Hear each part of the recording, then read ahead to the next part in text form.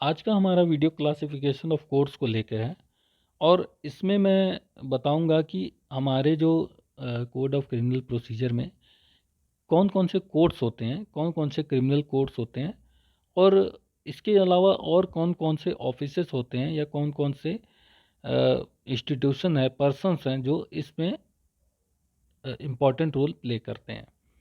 तो हम एक एक करके देखेंगे कि इसमें कौन कौन से कोर्स होते हैं और इनको हम लोग डिटेल में थोड़ा थोड़ा पढ़ेंगे।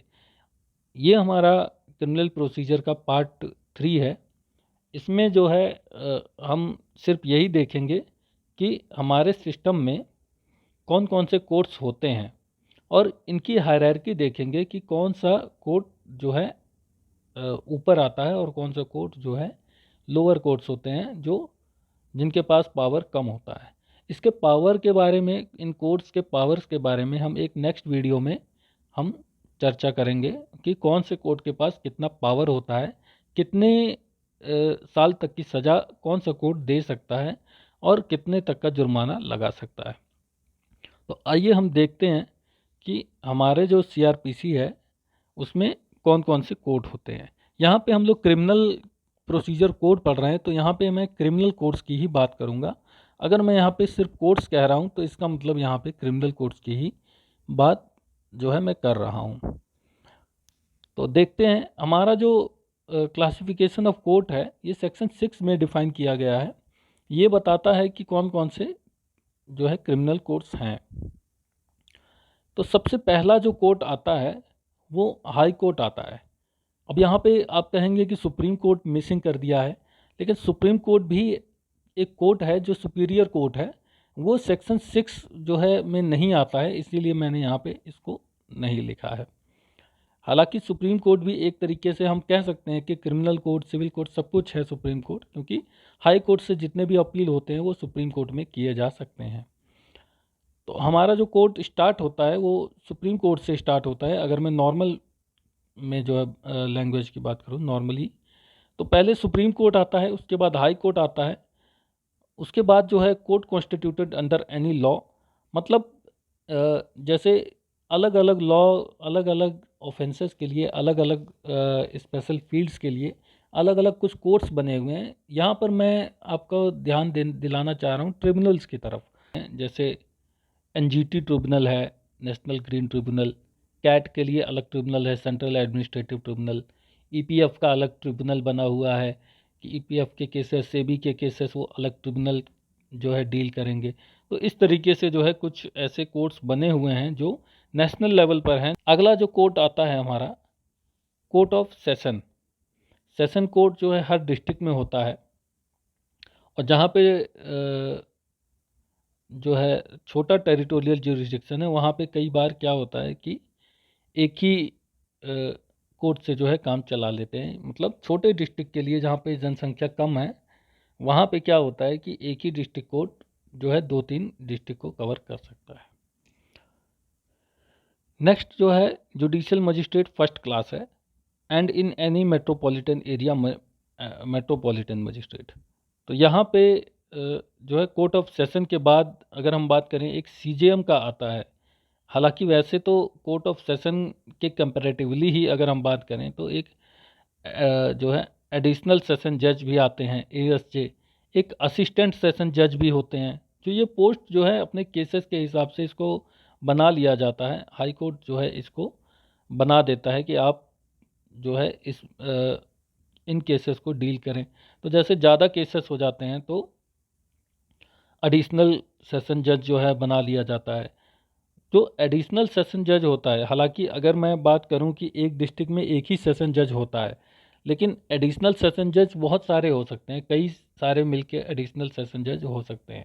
एक डिस्ट्रिक्ट में कहने का मतलब कई एडिशनल सेशन जज हो सकते हैं। अब इसका मतलब ये नहीं है कि वो सारे जो है सेशन जज के अंडर आते हैं, सेशन जज के नीचे नहीं आते हैं एडमिनिस्ट्रेटिव फंक्शंस के संदर्भ में। तो सेशन जज तो हायर रहता है, लेकिन अगर जुडिशली की बात करें तो ये सारे जो एडिशनल सेशन जज होते हैं ये सेशन जज के इक्वलेंट ही होते हैं। ये एडिशनल सेशन जज जो होते हैं ये हाई कोर्ट को ही डायरेक्टली रिपोर्ट करते हैं, ना कि सेशन जज को करते हैं। लेकिन अगर हम बात करें असिस्टेंट सेशन जज की, तो वो जो है सेशन जज के अंडर आते हैं, वो सेशन जज से नीचे का जो है पोजीशन रहता है। तो जुडिशियल मजिस्ट्रेट फर्स्ट क्लास जो है, इनका अगर जैसे एक्सपीरियंस देखा जाता है 3 साल, 4 साल, 5 साल, या जैसे भी वर्क के हिसाब से, एक्सपीरियंस के हिसाब से इनके, और जितना बढ़िया जजमेंट के हिसाब से इनको सीजेएम बना दिया जाता है। तो जो सीजेएम होते हैं वो चीफ जुडिशियल मजिस्ट्रेट होते हैं, वो फर्स्ट क्लास मजिस्ट्रेट से ही प्रमोट होके सीजेएम बनाया जाता है उनको। तो सीजेएम जो होते हैं वो सेशन जज के अंडर काम करते हैं, और सीजेएम के अंडर ही जो है फर्स्ट क्लास मजिस्ट्रेट काम करते हैं, और सेकंड क्लास मजिस्ट्रेट, ये सारे मजिस्ट्रेट सीजेएम के अंडर ही काम करते हैं। तो ये एक तरीके की हायरार्की बनी हुई है कि पहले हाई कोर्ट रहेगा, उसके बाद जो है सेशन कोर्ट रहता है, सेशन कोर्ट के बाद सीजेएम रहता है, सीजेएम के बाद जुडिशियल मजिस्ट्रेट फर्स्ट क्लास रहता है, फर्स्ट क्लास के बाद सेकंड क्लास रहता है। तो ये पूरा एक हायरार्की बना हुआ है।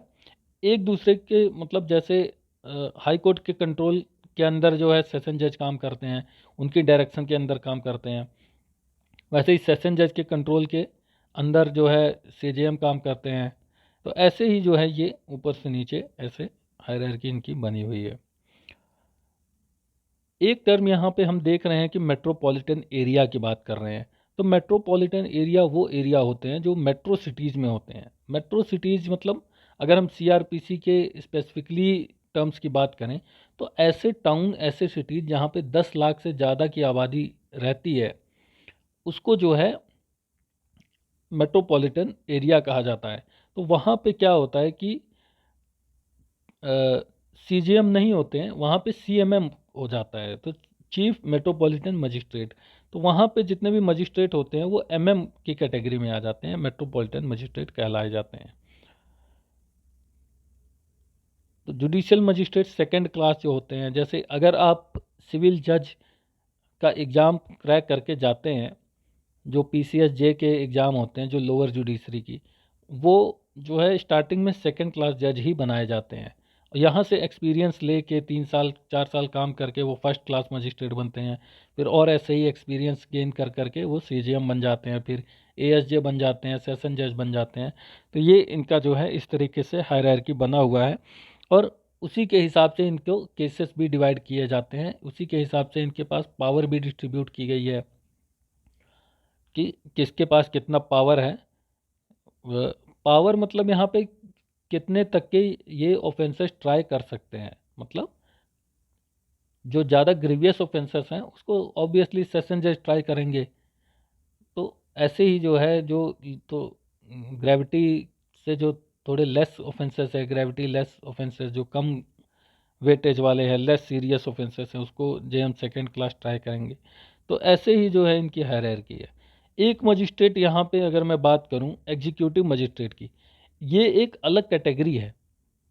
एग्जीक्यूटिव मजिस्ट्रेट जो है सीआरपीसी में प्रिवेंटिव पर्पज के लिए ही काम करते हैं, और इनका एक जो काम बना हुआ है वो लॉ एंड ऑर्डर को लेके बना हुआ है। जैसे अगर कोई न्यूसेंस फैलाता है तो उसमें मजिस्ट्रेट जो है, एग्जीक्यूटिव मजिस्ट्रेट का रोल आ जाता है कि उसको जो है किस तरीके से न्यूसेंस फैलाने से ये रोक सकते हैं।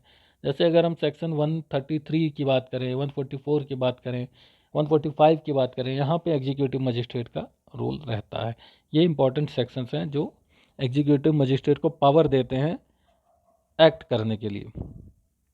तो एग्जीक्यूटिव मजिस्ट्रेट जो होते हैं वो एक ज़िले में कई सारे मजिस्ट्रेट हो सकते हैं, लेकिन इनका मजिस्ट्रेट का जो हेड होगा वो डीएम होते हैं। डिस्ट्रिक्ट मजिस्ट्रेट एक डिस्ट्रिक्ट में एक ही डीएम होते हैं, और उनके अंडर जो है बहुत सारे एग्जीक्यूटिव मजिस्ट्रेट हो सकते हैं, जैसे एसडीएम हो गए या एडीएम हो गए, असिस्टेंट या एडिशनल डीएम हो गए, वो सब जो है डीएम को ही रिपोर्ट करते हैं।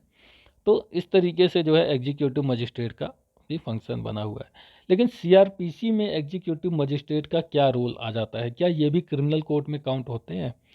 तो अगर मैं सीआरपीसी में एग्जीक्यूटिव मजिस्ट्रेट के रोल की बात करूं, तो इनका जो फंक्शन होता है वो क्वाजी जुडिशियल फंक्शन होता है।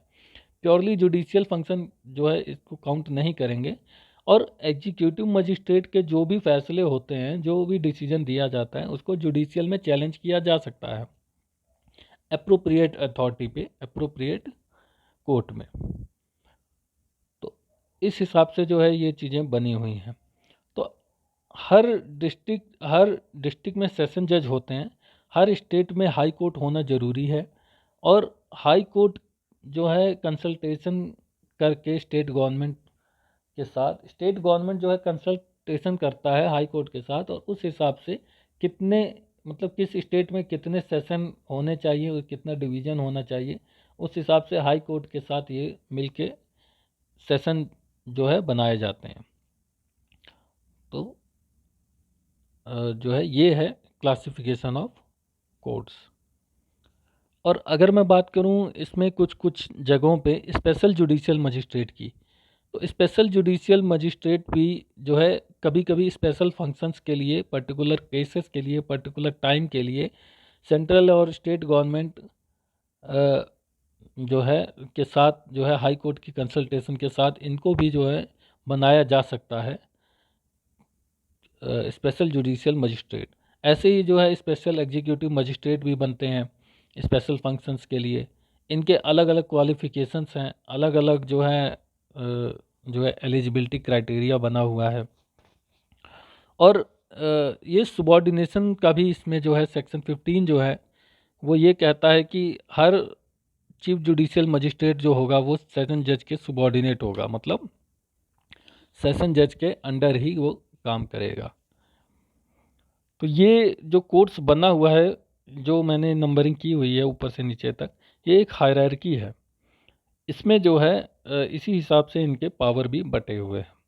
एक स्टेट में हाई कोर्ट सबसे ज़्यादा पावरफुल होता है और सबसे बड़ा कोर्ट होता है। तो हमने देखा कि एक न्यायालय में, एक कोर्ट में कितने तरीके के जजेज होते हैं। सेशन जज होते हैं, सिविल जज होते हैं, और क्रिमिनल कोर्ट्स की अगर मैं बात करूं तो एडिशनल सेशन जज हो सकते हैं, असिस्टेंट हो सकते हैं, सीजेएम हो सकते हैं, और जो जुडिशियल मजिस्ट्रेट फर्स्ट क्लास हो सकते हैं, एसीएमएम हो सकते हैं, असिस्टेंट सिविल जज हो, एडिशनल चीफ जुडिशियल मजिस्ट्रेट हो सकते हैं, एसीजेएम। ऐसे भी पोस्ट बने हुए हैं, स्पेशली जब केसेस आते हैं तो उसको ये लोग बनाते रहते हैं।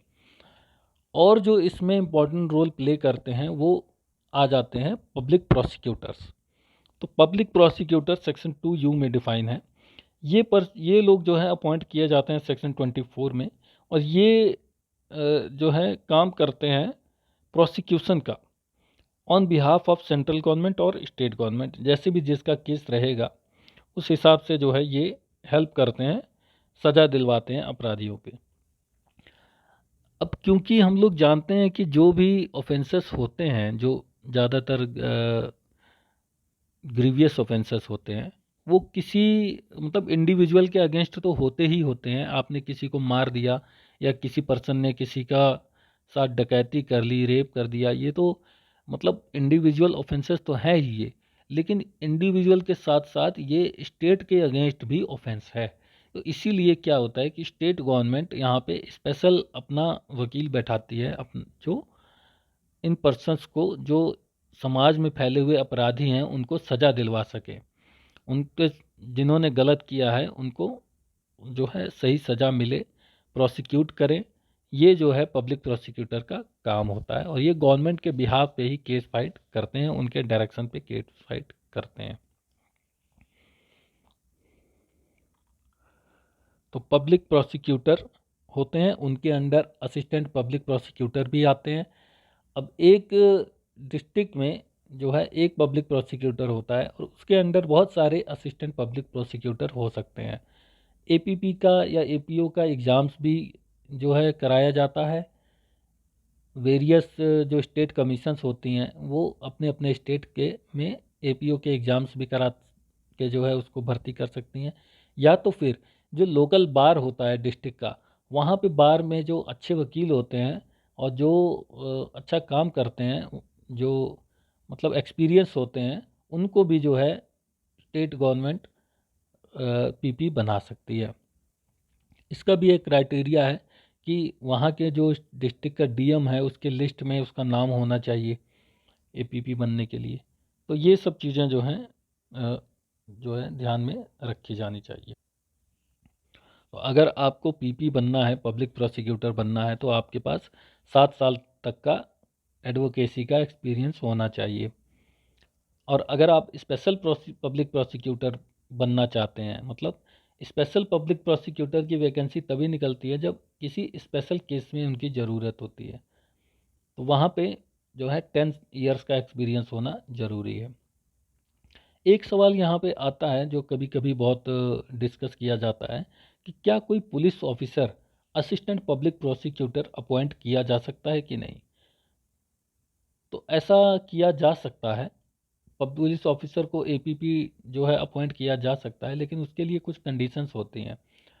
उसके लिए ये कंडीशंस हैं कि अगर कोई दूसरा पीपी नहीं है या एपीपी नहीं है, तब उस केस में एक पुलिस ऑफिसर को बनाया जा सकता है।